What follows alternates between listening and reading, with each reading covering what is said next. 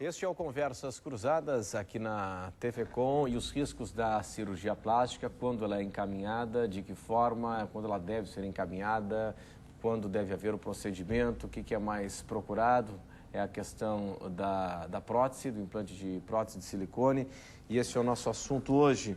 Bom, só para reforçar ainda, doutora Thaís, se falou há pouco da necessidade de se ter no ambiente cirúrgico a infraestrutura de uma UTI.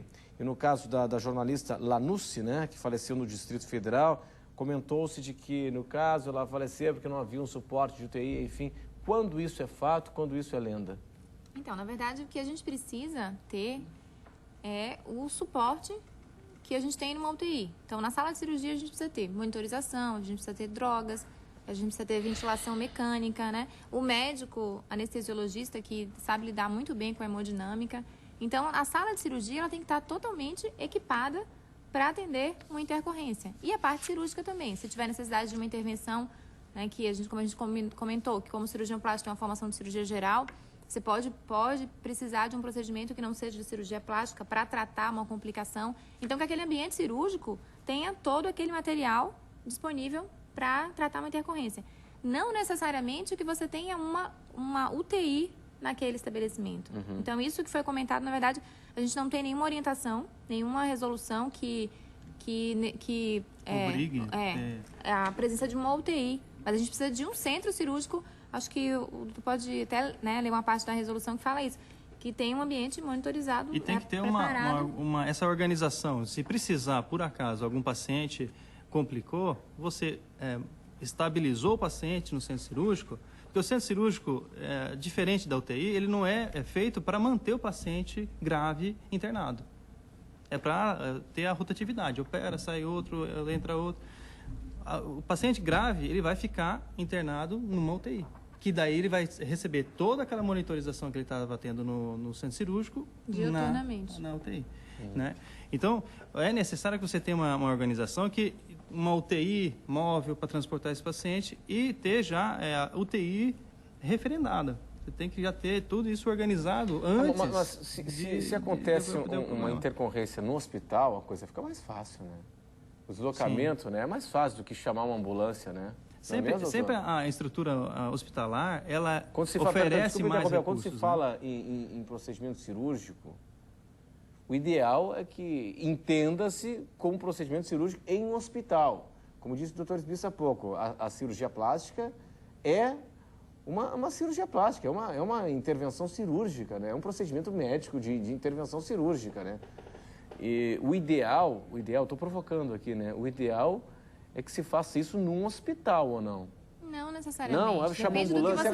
Se acontece um problema cardíaco, uma parada cardiorrespiratória, enfim. A clínica tem que ter toda a estrutura. Se ela tiver toda a estrutura, ela vai tratar adequadamente aquela situação e vai encaminhar. Ela não pode ser uma clínica para procedimentos ambulatoriais. Sim. Entendeu? Ela tem, o CRM, ele disponibiliza todos os portes de procedimentos, né? E todo o material que você precisa ter. Por exemplo, num consultório, você precisa ter certo material. Se você vai fazer pequenos procedimentos, tem aquela lista de materiais. E assim vai ascendendo.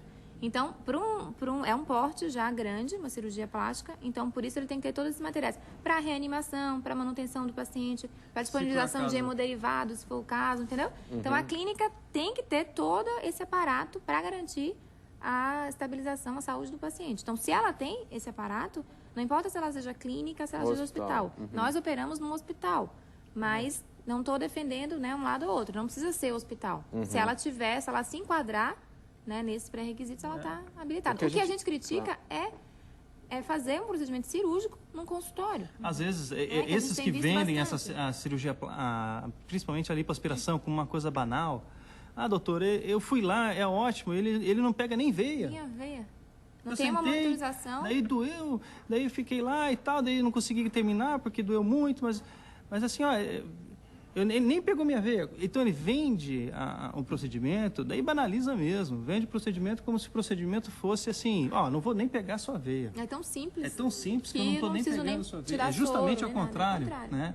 Ele não tem nenhum suporte. Se a paciente passar mal, até ele providenciar, provavelmente a gente nem vai ter. O que a gente vê muito nesses escândalos aí e falecimentos, e é que se trata de clínica clandestina, né, muitas vezes, né? Clínica Não clandestina, que não tem autorização, mas assim, é uma clínica que ela tem o porte para fazer cirurgia local. Sim. Daí o Sim, paciente, um asseio e tal. daí o paciente não consegue fazer aquilo local. Daí ele pega a veia do paciente e faz uma sedação. Pronto, já tá errado. Errado. Você vai fazer a sedação, você vai fazer uma cirurgia no paciente, tem que ter um médico responsável para isso, um anestesiologista. Então, daí que começa a aumentar os riscos. Né? Falando em termos de estatística, assim, a estatística brasileira é muito difícil ter um dado conciso, assim. Mas a americana, estima-se que é muito variado também, depende de estudo para estudo, mas em torno de 2 a 3 mortes em 100 mil pacientes operados. Essa é a incidência que a maioria dos trabalhos acabam mostrando, né? De uma lipoaspiração. Então, se você começa a fazer todos esses procedimentos errados, isso sobe muito. Né? Então, você tem que fazer já todos os fatores que vão predispor a esses riscos, você tem que acabar com esses fatores. Claro. E qual é a importância, doutor Esbissa, de uma boa entrevista, de uma boa consulta antes da cirurgia plástica com anestesiologista? Bom, eu, como professor de semiologia médica, teria de enfatizar que toda a base da medicina começa no exame clínico, né? O que nós chamamos de anamnese, exame físico e depois exames complementares. O anestesista, ele terá extrema importância, ele fará uma anamnese do paciente, vai saber os diversos dados da história clínica do paciente, o motivo da cirurgia, as comorbidades, fará um exame clínico dirigido àquele fato e terá em mãos os exames complementares necessários.